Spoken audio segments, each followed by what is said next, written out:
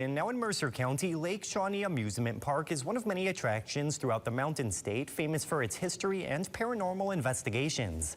This weekend, however, the park did serve as the backdrop for one local event, raising money for a resident following his battle against cancer. Austin Harmon brings us more.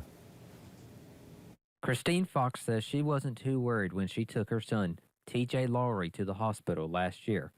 Lowery had a fall that resulted in a bad head injury, but the most they thought he would have to endure was some stitches. A CAT scan of Lowery's head, however, would change their family's lives forever. It shows so much swelling on his brain, it pushed it to the other side, and then he went to Roanoke the next day and was diagnosed with a brain tumor. Diagnosed with stage 3 astrocytoma, Lowery had to undergo several chemo and radiation therapy treatments. Having been out of work, Lowery had to not only worry about medical bills stacking up, but the father three also had a family to support. Fox, family, and friends had been hosting raffles and fundraisers since August to ease Lowery's financial burden.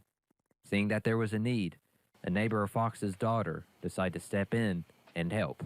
They had approached us and said they wanted to know if we could help them out by helping them with a fundraiser. So naturally, Lake Shawnee loves to get involved with the community. So we said, yep, we're on board. The event allowed visitors to walk the grounds, learn about the history, or even hunt for ghosts. Despite the reasoning for bringing people in, Fox is thankful for the participation and donations they have received.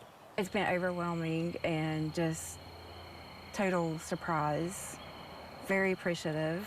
Fox reports that they are now waiting for test results to show if there are any residue of the tumor left.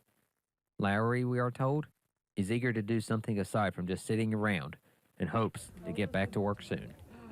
Here for you in Mercer County, Austin Harmon, WVVA News.